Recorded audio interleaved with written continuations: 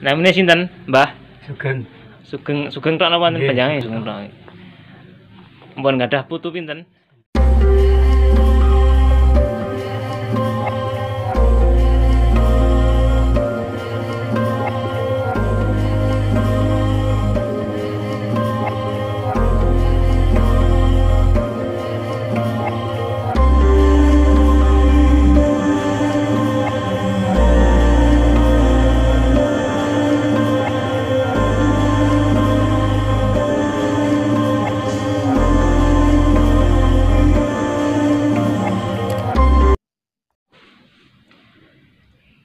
Assalamualaikum warahmatullahi wabarakatuh. Salam persaudaraan, salam seduluran salawase, salam pencaksilat Indonesia, PSHT Jaya. Baik dulur-dulur, pada kesempatan kali ini saya akan membahas tentang siswa privat atau siswa yang usianya sudah bisa dikatakan sudah umur. Jadi sebenarnya bagaimana siswa itu dikatakan siswa privat, atau siapa saja kategori yang boleh masuk ke dalam latihan siswa privat itu. Jadi hal ini pernah saya tanyakan kepada Kang Mas tingkat 2. Siswa privat itu sebenarnya dikategorikan untuk siswa yang ikut latihan yang dia sangat ingin sekali menjadi anggota atau warga POS dan Studi Ternate, tetapi dia waktunya untuk latihan itu sangat terbentur dengan pekerjaan atau urusan yang lain. Terus yang kedua adalah siswa yang dia mempunyai cacat fisik, mungkin ada kekurangan dalam fisik atau mungkin tubuhnya ada kekurangan dan sebagainya. Seperti itu yang beliau katakan pada waktu itu.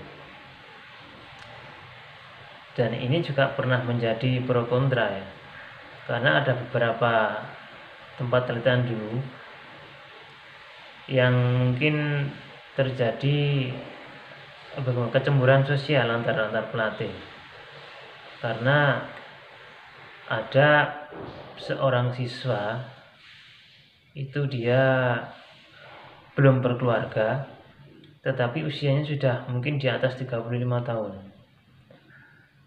Sedangkan pada umumnya yang di sini itu di latihan di sini yang masuk ke siswa privat itu diutamakan sudah berkeluarga. Jadi artinya waktu dia itu terbatas. Jadi dia harus membagi waktu untuk keluarga, untuk pekerjaan, dan untuk latihan. Itu sebenarnya. Ya di sini kebetulan di tempat latihan di sub saya yang saya pegang ini itu ada siswa privat juga, ada siswa yang reguler atau remaja.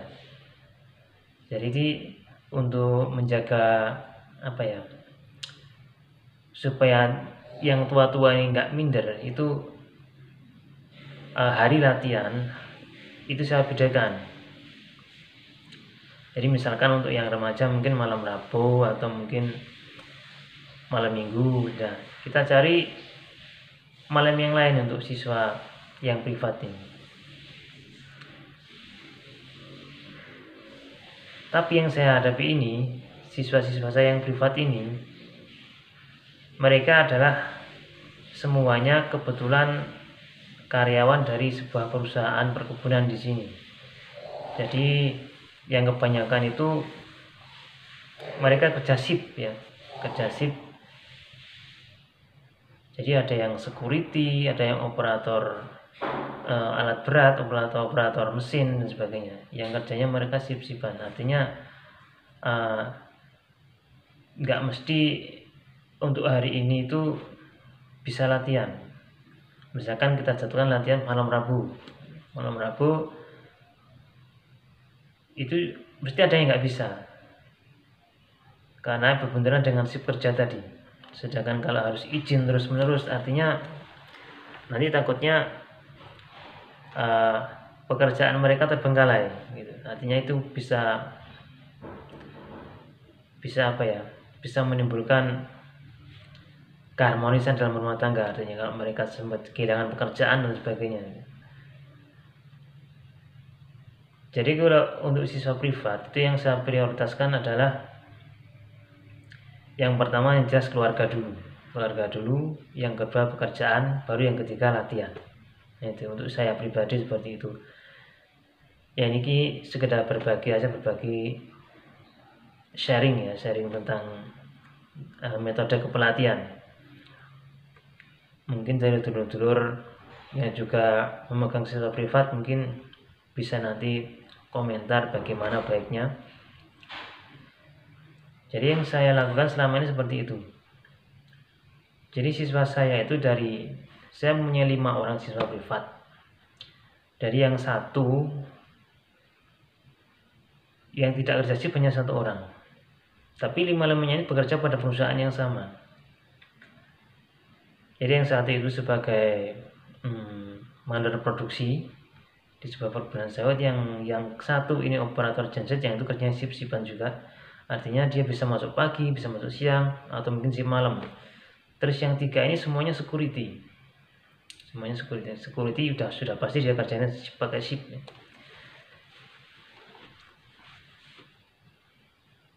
Jadi untuk menentukan jadwal itu memang sangat susah.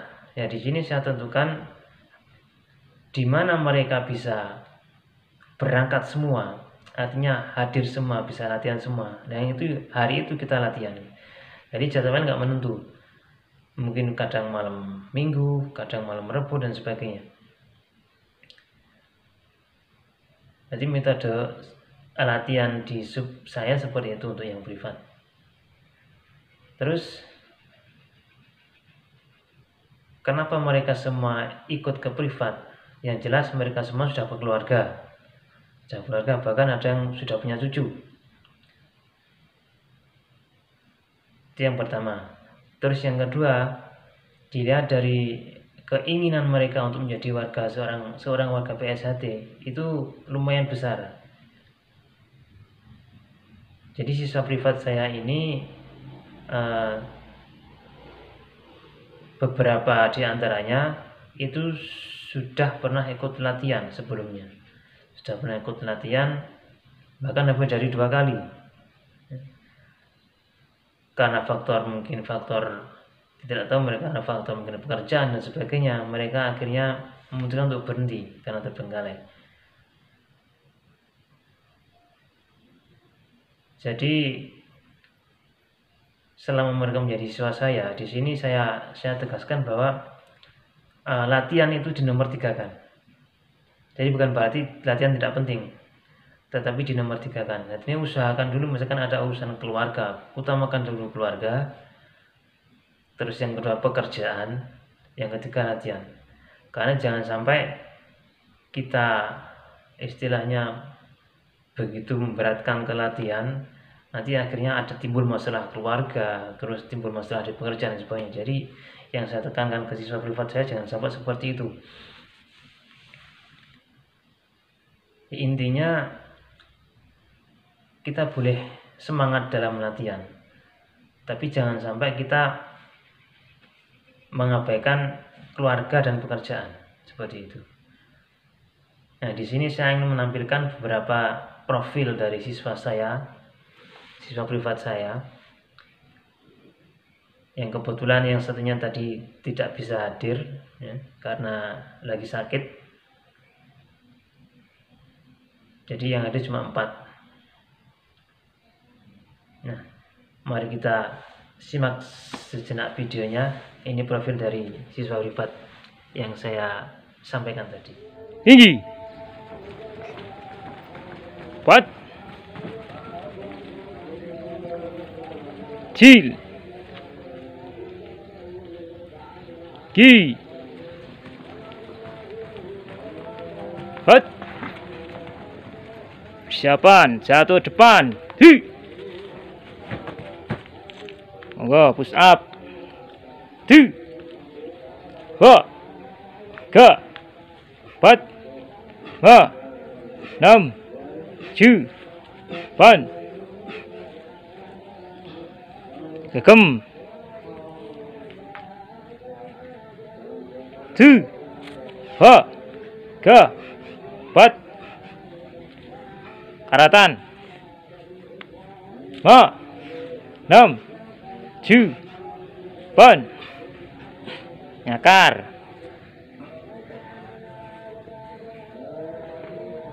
Tu. Ha. Ga. Pat. Ma. Nam. Ju. Pan. Pun. Srok.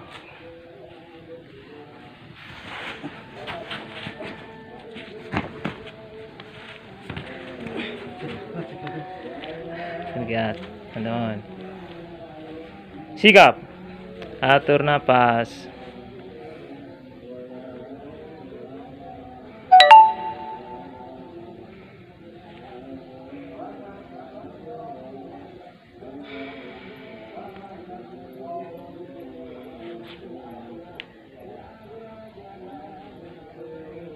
Pun. Cil. Gi. Bat.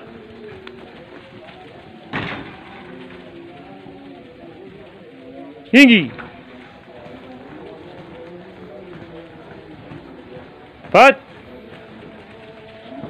Persiapan. Satu belakang.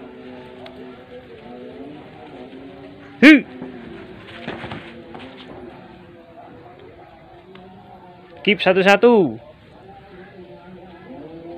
Dari barat, monggo. Sitin. Buah sugeng.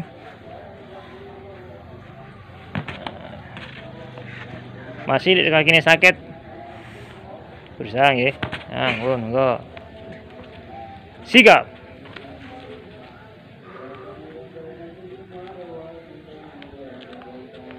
Pun hangat.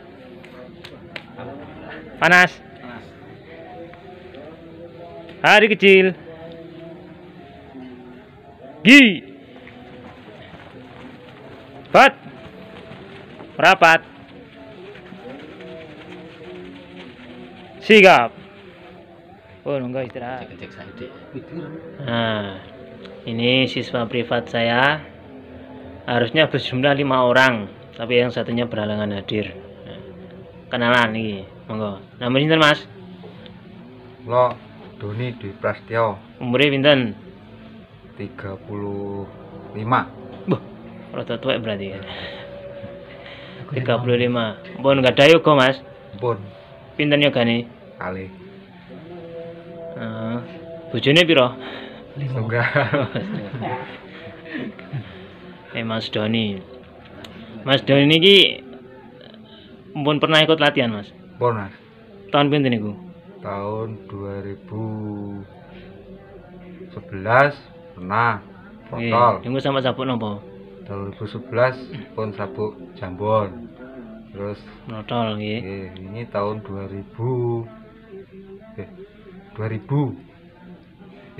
Tahun 2000 sama saya nom banget berarti. Tahun 2020. Oh, 2020. Sabuk Jambon protol meleh. Oh, tahun kemarin nggih. Nggih. Berarti jambon protol 2 kali. Nggih. Oh, alhamdulillah saiki wis ijo. Nggih. Arep metolne ora kira-kira iki? Boten. Oh, Semangat. iya, semangat ya. Terus anu Mas, iki tujuannya sampean mil organisasi ki apa ya?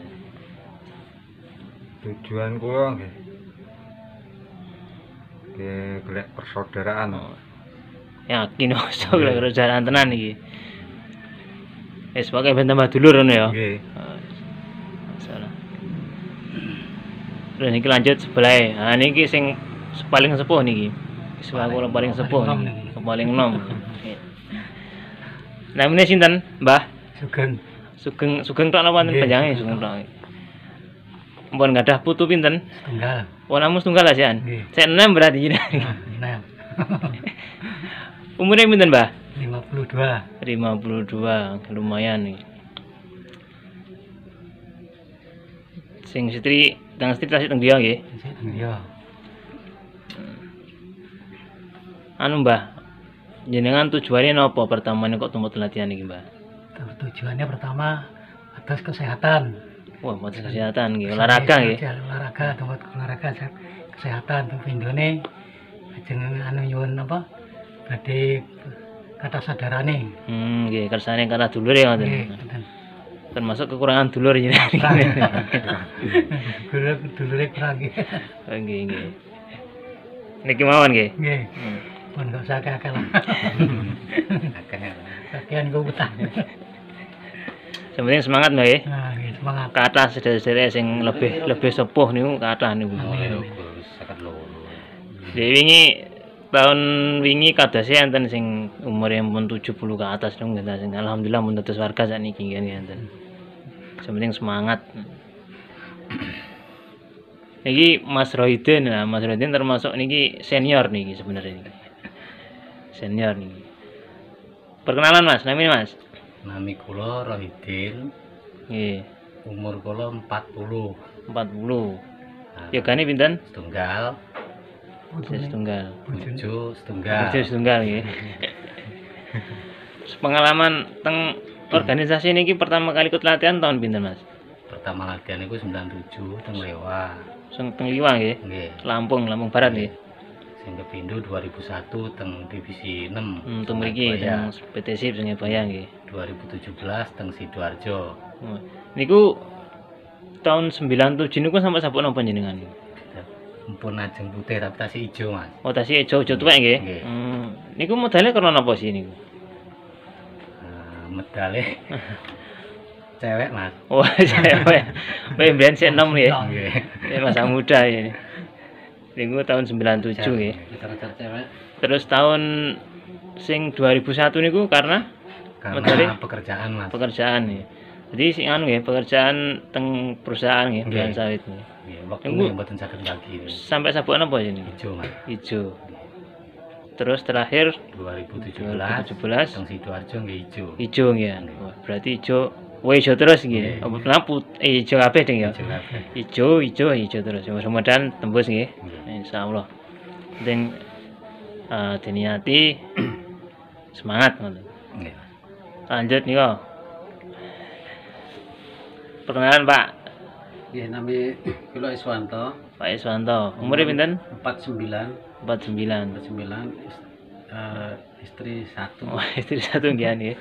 Yogane pinten Pak? Yogane 3, Oh, sing 3 niki. pertama umur 23, sing kedua umur 18, yang terakhir TK 0 besar. Nggih. Kalau pengalaman terorganisasi pun nanti tumut sama dereng? Dereng Dereng ini. nggih. Nanti baru sekali ini nggih. Nggih. Nggih. Ini sebisa niki tujuannya adalah mencari kesehatan, Kesehatan nggih, olahraga nggih. olahraga kesehatan, yang kedua mencari persaudaraan. Nggih nggih. Ini pun sebuah ini siswa privat Sub Trirejo Mulyo Ranting Punawartama. Niki Mas Doni pekerjaannya apa nih Mas? Kula teng kani produksi teng PT SIP Oh, teng perusahaan kelapa kebun sawit. sawit nggih, perkebunan kelapa sawit. Mas Sugeng Beruntung jengset. operator nggih genset nggih. Jengset. Iki sing kalih niki Satpam. security nggih, security. Jadi satu orang lagi nggak berangkat, pekerjaannya security semua. Niki anu semua dari perusahaan yang sama ya. Harus bisa bagi waktu antara pekerjaan dengan latihan gitu. Nah, itu tadi adalah profil dari keempat siswa privat saya. Sebenarnya ada 5, cuma yang satunya berhalangan hadir karena sakit.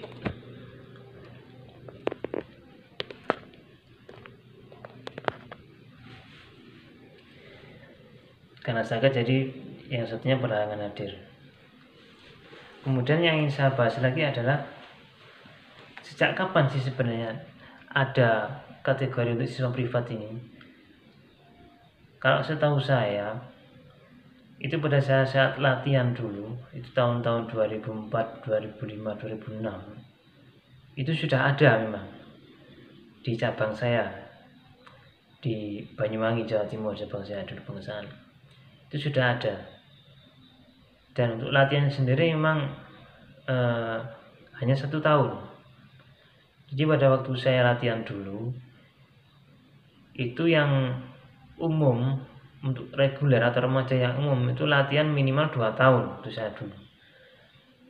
Yang 1 tahun itu adalah latihan untuk yang privat atau untuk orang yang sudah dikategorikan mungkin sudah umur seperti itu, yang sudah berkeluarga. Nah itu dulu. Kalau persisnya aturannya saya juga kurang paham. Kapan mulai ada latihan siswa privat ini? Nah, itu saya juga kurang tahu. Tapi setahu saya pada saat saya latihan dulu tahun 2004 itu sudah ada untuk siswa privat. Nah mungkin dulur-dulur bisa memberi penjelasan di komentar nanti sejak kapan di tempat latihan dulur-dulur itu di daerah masing-masing itu ada siswa privat.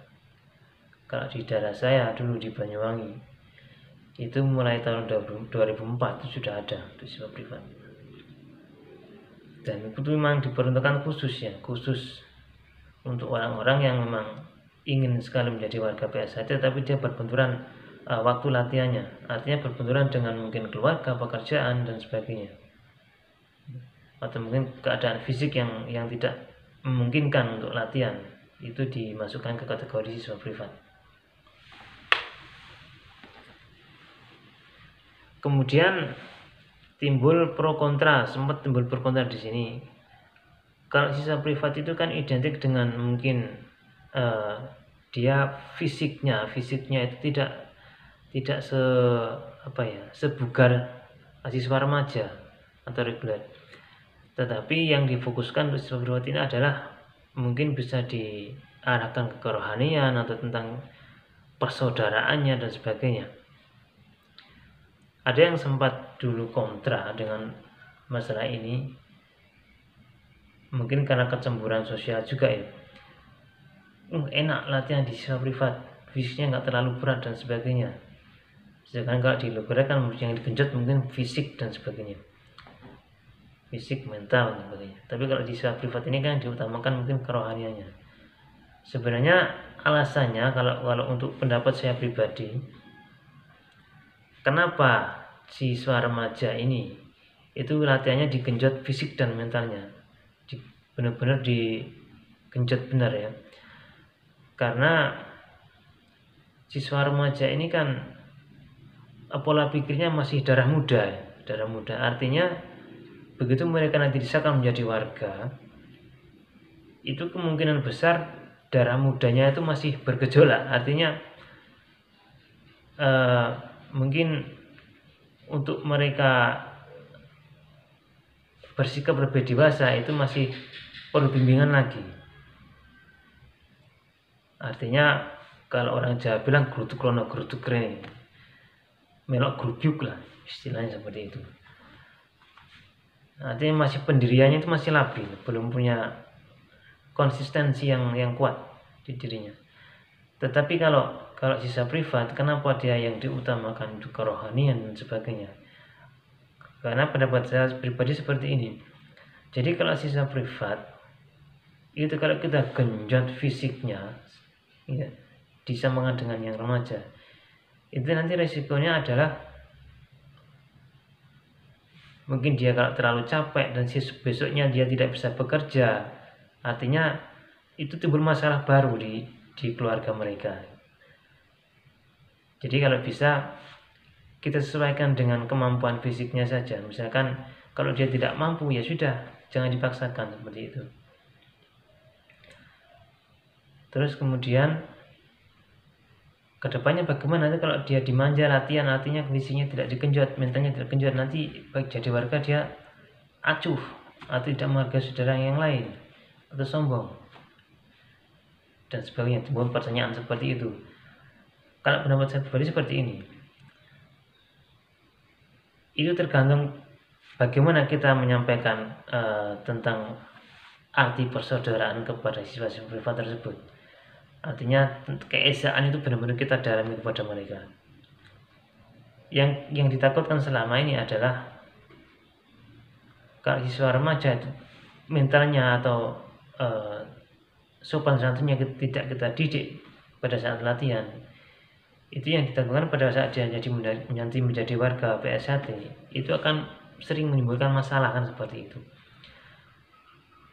Tapi saya berpikir begini, kalau siswa privat apakah ia seperti itu dengan keadaan usia mereka yang sudah dibilang sudah cukup umur atau sudah sangat dewasa, yang sudah benar-benar dia menjadi seorang pendidik untuk anak-anaknya kan seperti itu. Apakah dia setelah menjadi warga nanti banyak menimbulkan masalah? Artinya pasti mereka berpikir dengan pola pikir yang sudah dewasa untuk melakukan sesuatu hal, untuk bertindak. Artinya mereka benar-benar berpikir dengan matang, tidak mengikuti darah muda mereka lagi, karena mereka sudah dikategorikan tua, sebagai orang tua kan seperti itu. Artinya mereka sebagai pendidik untuk anak-anaknya. Jadi saya pikir kalau misalkan kita paksakan, kita kejut fisiknya, mentalnya, kita semangat dengan remaja, itu akan malah membuat masalah di kehidupan mereka nantinya. Jadi cukup kita secukupnya sajalah untuk fisik, secukupnya. Yang penting semua gerakan kita berikan, semua materi kita berikan, itu wajib. Tetapi tidak kita paksakan harus bisa, harus seperti ini, tidak. Yang penting mereka menguasai, yang penting mereka tahu. Seperti itu. Itu metode pelatihan saya untuk siswa privat. Jadi artinya tidak begitu saya paksakan, Mas saya tidak bisa gerakan ini. Oh ya sudah, yang penting gerak semampunya saja. Seperti itu kalau saya. Tidak harus bisa, nggak bisa, harus berusaha terus.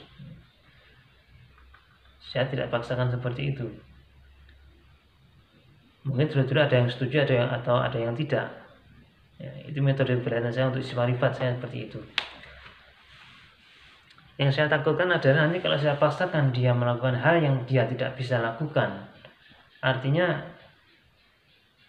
karena mungkin kemampuan fisiknya dia kan terbatas. Jadi usia seseorang itu kalau sudah usianya di atas mungkin 35 tahun, itu beda dengan fisik kita yang remaja yang di bawah 30 tahun tentunya.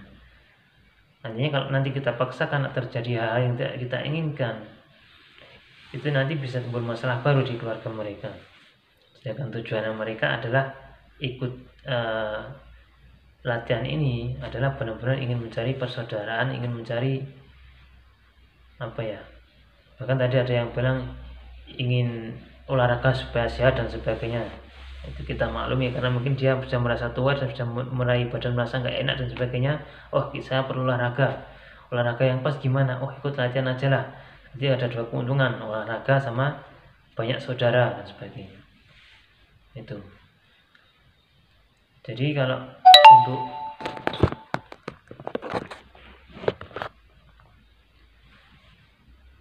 untuk siswa privat saya tidak terlalu paksakan. Jadi jatuhnya latihan, kita latihan, kita berikan materi, kita fisik, outdoor dan sebagainya. Waktu materi sambung ya kita sambung, tapi tidak begitu kita paksakan. Artinya tenaga mereka tidak begitu kita paksakan, karena saya sendiri menyadari bahwa mereka kebanyakan usianya di atas saya. Jadi untuk bertutur kata pun harus saya pilah-pilah dengan kata-kata yang bagaimana, kata-kata yang pas, yang tidak menyakiti hati mereka. Seperti itu. Ya, ini sebuah tantangan juga buat saya pribadi tentunya. Mungkin dulu-dulu bisa memahami ya untuk metode kepelatihan yang saya lakukan, yang terapkan untuk siswa privat saya selama ini. Saya kira itu saja.